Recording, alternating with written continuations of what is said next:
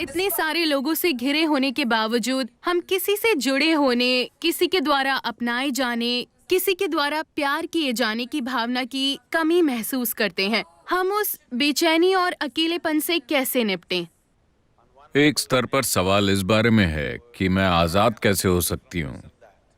दूसरे स्तर पर आप पूछ रही हैं, मैं किसी चीज या व्यक्ति से खुद को कैसे बांध सकती हूँ। आपको तय करना चाहिए कि आपके जीवन में अधिक महत्व किसका है, आजादी का या बंधन का। प्लीज, मैं सुनना चाहूंगा।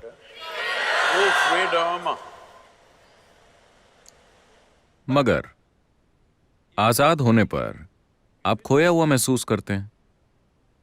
अगर आप पहाड़ों पर जाएं और आप पूरी तरह आजाद हों, मतलब कोई भी कुछ भी आसपास ना हो, आप बस पहाड़ों के खाली इलाके में हो, तो आप आजाद नहीं महसूस करते, आप खोया हुआ महसूस करते हैं। तो आजादी को संभालने के लिए एक स्तर की स्पष्टता और शक्ति की जरूरत होती है। ज्यादातर लोग आजादी को नहीं संभाल सकते। वो हमेशा खुद को बांधने की कोशिश करते हैं, मगर हर समय आजादी की बातें करते रहते हैं। अगर आप उन्हें वाकई आजाद कर दें तो उन्हें बहुत दुख मिलेगा। तो ये क्रमिक विकास की समस्या है। कहने का मतलब है, इस तरह से इंसान फिलहाल पिंजरे के पंछी की तरह है। अगर आप किसी चिड़िया को लंबे समय तक एक पिंजरे में रखें और फिर एक दिन पिंजरे का दरवाजा खोल दें, तब भी वो चिड़िया नहीं उड़ेगी। अंदर होने पर वो विरोध करेगी कि वो आजाद नहीं है, मगर वो उड़ेगी नहीं। इंसान की स्थिति ऐसी ही है। बाकी सभी प्राणियों के लिए प्रकृति ने दो लकीरें खींची हैं, जिसके भीतर उन्हें जीना और मरना होता है, और वो यही करते हैं। मगर सिर्फ इंसानों के लिए बस नीचे की लकीर होती है, ऊपर की लकीर नहीं होती। और उन्हें इसी बात की तकलीफ है। अगर उनका जीवन भी हर दूसरे प्राणी के जीवन की तरह तय होता तो वो दुखी नहीं होते, बेचैन नहीं होते, अपनी ही बुद्धि को संभालने के लिए परेशान ना होते। और अनजाने में आप यही खोज रहे हैं। आप उसे संबंधों के रूप में खोज सकते हैं, पेशे के रूप में खोज सकते हैं, राष्ट्रीयता के रूप में खोज सकते हैं, या खोज सकते हैं जात, समुदाय, भगवान, स्वर्ग या नर्क के रूप में। आप बस एक नकली लकीर खींचने की कोशिश कर रहे हैं जिसका अस्तित्व ही नहीं है। क्योंकि आजादी के लिए साहस की जरूरत होती है, एक तरह के पागलपन की जरूरत होती है। अगर आप बहुत समझदार हैं तो आप आजाद नहीं हो सकते, क्योंकि आप तर्क की दो लकीरों के बीच चलेंगे। आजाद होने के लिए बहुत ताकत चाहिए।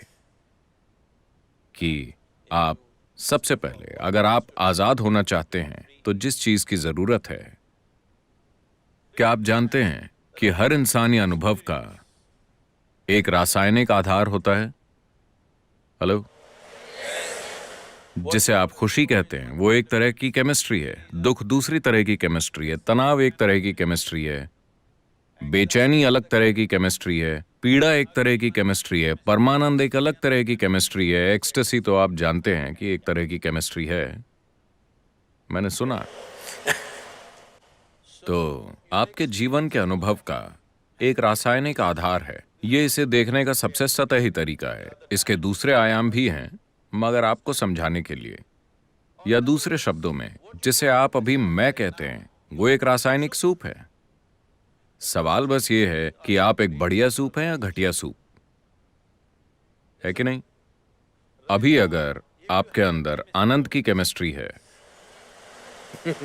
अगर आप आंखें बंद कर लें तो बढ़िया, आंखें खोल लें तो बढ़िया, अगर कोई यहां है तो बढ़िया, कोई नहीं है तो बहुत बढ़िया, हाँ या ना? लेकिन अगर आपकी केमिस्ट्री खराब है, अगर आप उन्हें देखें और वो आपको देखकर मुस्कुराते हैं तो ये ठीक है, लेकिन बढ़िया नहीं। अगर वो आपको इस तरह देखें तो अचानक समस्या हो जाती है। अगर ये लोग बिल्कुल आपकी मर्जी से चलते हैं तो आपकी केमिस्ट्री ठीक ठाक संतुलित होती है। अगर वो कुछ ऐसा करते हैं जो आपको पसंद नहीं तो कुछ और हो जाता है। तो दरअसल आपने इस मैकेनिज्म को ध्यान से नहीं देखा है कि इसका आधार क्या है, ये कैसे काम करता है, मैं इसे सबसे ऊंचे स्तर पर कैसे चला सकता हूं। अभी मान लीजिए आप बिल्कुल आनंद में हैं, मेरी तरह, तो क्या आपको परवाह होगी कि यहां कौन है कौन नहीं है? अगर वो आसपास हैं तो बढ़िया, वो चले गए तो भी बढ़िया, क्योंकि जीवन का आपका अनुभव अब इससे तय नहीं हो रहा कि आपके पास क्या है और क्या नहीं है। चाहे वो लोग हों या चीजें हों या भोजन हो या कुछ और हो, उनसे ये तय नहीं हो रहा।